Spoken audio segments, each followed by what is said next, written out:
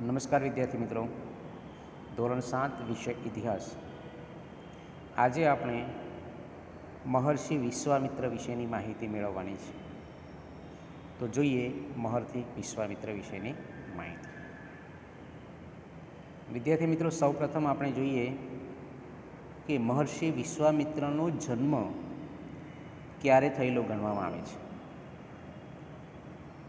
તો એવું કહેવાય છે કે મહર્ષિ વિશ્વામિત્રનો જન્મ કારતક સુદ ત્રીજના દિવસે થયેલો મનાય છે અને તેઓ ક્ષત્રિય કુળમાં જન્મ્યા હતા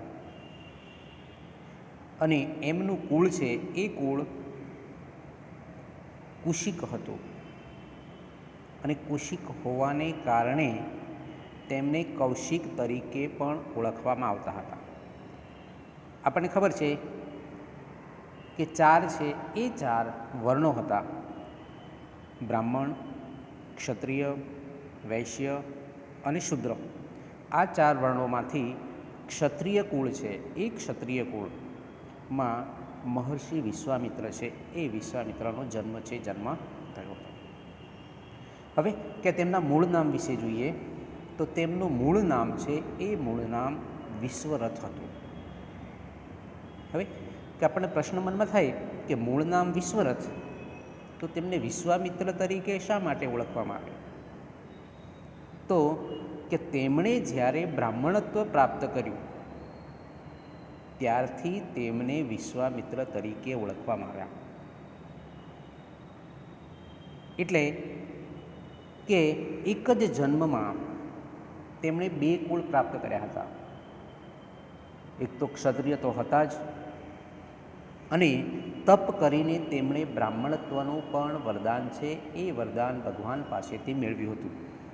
એટલા જ માટે એક જ જન્મમાં બે કુળ પ્રાપ્ત કરનાર કોઈ જો વિશિષ્ટ વ્યક્તિ હોય તો એ છે મહર્ષિ વિશ્વામિત્ર. તેઓ પોતે રાજા હતા અને તેમને રાજા કૌશિક તરીકે ઓળખવામાં આવતા હતા. હવે આપણે આગળ જોઈએ કે તેમની પેઢીઓ છે એ પેઢીઓ કઈ હતી. તો સૌથી પહેલાં આપણે જોઈએ કે રાજા કૌશિક એટલે કે વિશ્વામિત્ર. તેમની પેઢી આગળ જોઈએ તો રાજા ગાંધી, કુશનાભ, કુશ અને પ્રજાપતિ. આ છે એ તેમની પેઢી થઈ. આગળ જોઈએ કે તેમની બહેનનું નામ હતું સત્યવતી. અને ખાસ જો આપણે જોવા જઈએ તો કે ગાયત્રી મંત્રની રચના છે એ રચના મહર્ષિ વિશ્વામિત્ર દ્વારા થયેલી મનાય છે. અને આ ગાયત્રી મંત્ર છે એ ગાયત્રી મંત્ર આજથી લગભગ 5000 વર્ષ પહેલાંથી પણ અને આજે રોજે રોજ લાખો લોકો દ્વારા આ ગાયત્રી મંત્ર છે એ ગાયત્રી મંત્રનું રટન છે એ રટન નિયમિત રૂપે થતું આપણને જોવા મળે છે. તો આપણે જોઈ મહર્ષિ વિશ્વામિત્ર વિશેની પ્રાથમિક માહિતી. હવે આપણે આગળ જોવાનું છે કે તેઓ મહર્ષિ તો હતા જ, સાથે સાથે રાજા પણ હતા. તો એકવાર તેઓ પોતાની સેના છે એ સેના લઈ અને નીકળી પડે છે. રસ્તામાં જતાં ગાઢ જંગલ આવે છે. ચાલતા ચાલતા સેના છે એ સેના થાકી ગઈ હતી. સેનાને આરામની જરૂર હતી. તો ત્યાં તેઓ મહર્ષિ વશિષ્ઠના આશ્રમે જાય છે. આ બાજુ મહર્ષિ વશિષ્ઠ છે એ મહર્ષિ વશિષ્ઠ વિશ્વામિત્રનું ભાવભર્યું હૃદયપૂર્વક સ્વાગત કરે છે. સ્વાગત કર્યા બાદ તેમને ભોજન માટે આગ્રહ કરે છે. પરંતુ આ બાજુ તો વિશાળ સેના હતી અને આશ્રમની અંદર વિશાળ સેના માટે ભોજનની વ્યવસ્થા ન થઈ શકે. મહર્ષિ વિશ્વામિત્ર વિચાર છે કે આવડી મોટી સેના છે તો આ સેના માટે મહર્ષિ વશિષ્ઠ છે એ ભોજનની વ્યવસ્થા કેવી રીતે કરશે? તેમ છતાં તેમના આગ્રહને કારણે તેઓ ભોજન માટે રોકાય છે. અને બીજી બાજુ મહર્ષિ વશિષ્ઠ છે એ મહર્ષિ વશિષ્ઠની પાસે કામધેનુ નામની ગાય છે એ ગાય હતી અને આ કામધેનુ છે એ કામધેનુની મદદથી મહર્ષિ વશિષ્ઠ છે એ મહર્ષિ વશિષ્ઠ વિશ્વામિત્ર અને તેમની આખી સેના છે એ સેનાને ભરપેટ ભોજન કરાવે છે, રાત્રિ રોકાણ કરાવે છે. આ બાજુ વિશ્વામિત્ર જુએ છે તો આ બધું શાના કારણે થયું? તો તેમને ખબર પડે છે કે મહર્ષિ વશિષ્ઠ પાસે કામધેનુ નામની ગાય છે અને આ કામધેનુ નામની ગાય છે એ ગાય વિશિષ્ટ છે, ઈચ્છાપૂર્તિ છે.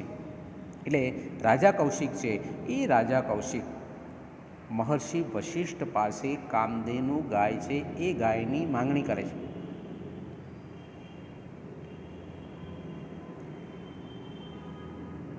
હવે કે કામધેનુ ગાયની માંગણી કરે છે તો આ બાજુ વશિષ્ઠ છે એ વશિષ્ઠ શું કરે છે? તો કે આ ગાય છે એ ગાય આપવાની ના પાડે કે આ ગાય છે એ ગાય મારે યજ્ઞમાં જરૂરી હોય, એટલે આ ગાય છે એ ગાય તમને મળશે નહીં, હું તમને આ ગાય છે એ ગાય આપીશ નહીં. હવે કે આ બાજુ આ તો રાજા હતા અને રાજાને જ્યારે કોઈ ના પાડે ત્યારે રાજા શું કરે? રાજા યુદ્ધ કરે. તો આ બાજુ રાજા કૌશિક છે એ રાજા કૌશિક શું કરે છે?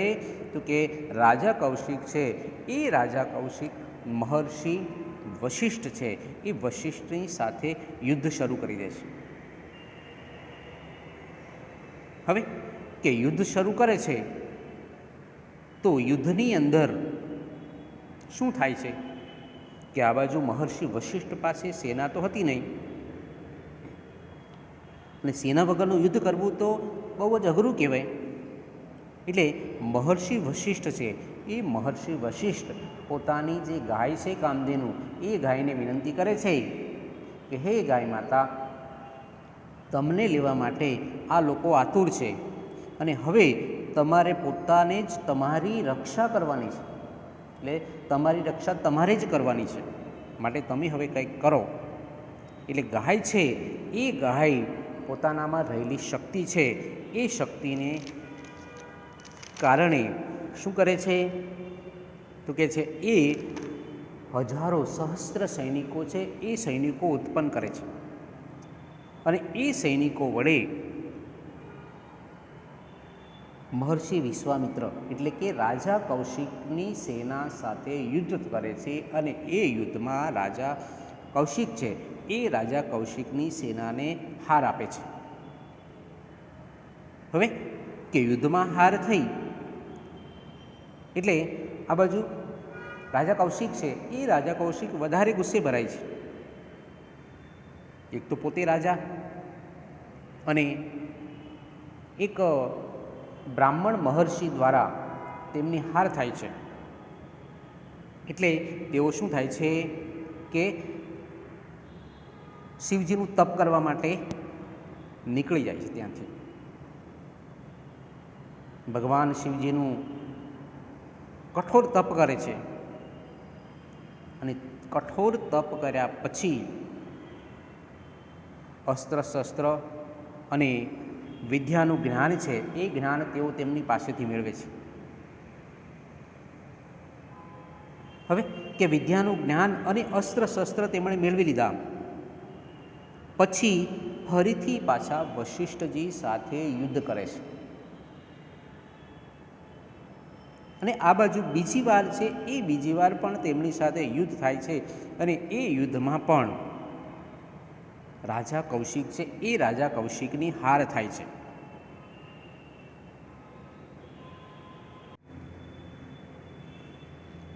એટલે કે બીજી વાર પણ તેમની હાર થઈ છે એટલે આ વખતે રાજા કૌશિક એવું માની લે છે કે ક્ષત્રિય કરતાં બ્રાહ્મણ છે એ બ્રાહ્મણમાં વધારે શક્તિ અને બળ રહેલું હોય છે.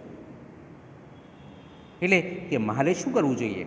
તો કે મારે ક્ષત્રિયમાંથી બ્રાહ્મણ છે એ બ્રાહ્મણ બનવું જોઈએ.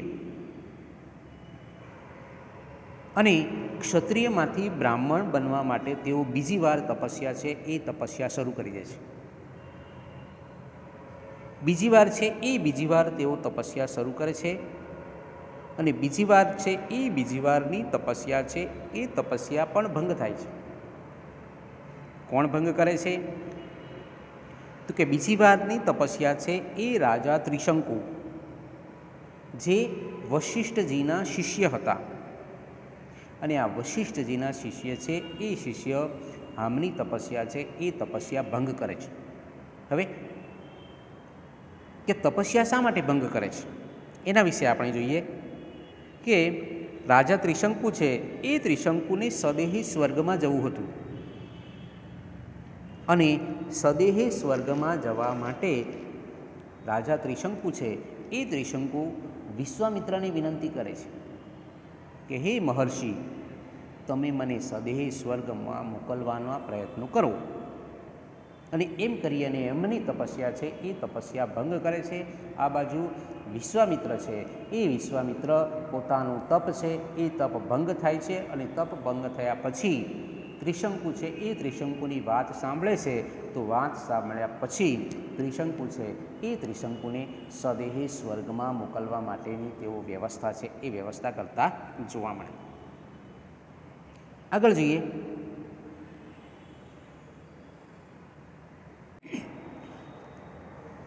કે તપસ્યાની અવધિ સમાપ્ત થઈ પછી શું થાય છે? કે તપસ્યાની અવધિ સમાપ્ત થઈ તેવા સમયે વિશ્વામિત્ર છે એ વિશ્વામિત્ર અન્ન ગ્રહણ કરવા માટે બેસે છે. અને અન્ન ગ્રહણ કરવા માટે તેઓ જ્યારે બેસે છે ત્યારે બ્રાહ્મણના રૂપમાં ઇન્દ્રદેવ છે એ ઇન્દ્રદેવ તેમની પાસે આવે છે. અને ઇન્દ્રદેવ તેમની પાસે આવી અને જે અન્ન ગ્રહણ કરવા બેઠા હતા એ જ અન્ન એટલે કે ભોજન છે એ ભોજનની તેઓ માંગણી કરે છે. ત્યારે વિશ્વામિત્ર શું કરે છે કે પોતાનું સંપૂર્ણ ભોજન છે એ ભોજન ભિક્ષુકને આપી દે છે. એટલે કે ભિક્ષુકના રૂપમાં કોણ આવ્યા હતા? ઇન્દ્રદેવ. તો કે ઇન્દ્રદેવ છે એ ઇન્દ્રદેવને પોતાનું સંપૂર્ણ ભોજન છે એ ભોજન આપી દે છે. હવે કે પોતે ભૂખ્યા રહે છે અને ભિક્ષુકને ભોજન આપ્યા પછી તેમને મનમાં એવું થાય છે કે મારે હજુ સુધી તપ છે એ સંપૂર્ણ પૂરું થયું નથી, એટલે ફરીથી તપ છે એ તપ કરવું જોઈએ. આવું મનમાં તેઓ વિચારે છે અને મનમાં ફરીથી એવો દ્રઢ સંકલ્પ કરે છે કે મારે હજુ ભોજન કરવું જોઈએ નહીં, મારે ભોજન ગ્રહણ કરવાનો સમય આવ્યો નથી, એટલે મારે હજુ વધુ તપસ્યા કરવી જોઈએ. અને આમ વિચારીને ફરી પાછા તેઓ તપસ્યા છે એ તપસ્યામાં લીન થઈ જાય છે. ઘોર તપસ્યા કરે છે. વિશ્વામિત્રની તપસ્યાથી દેવતાઓ છે એ દેવતાઓ પણ પ્રસન્ન થઈ જાય છે.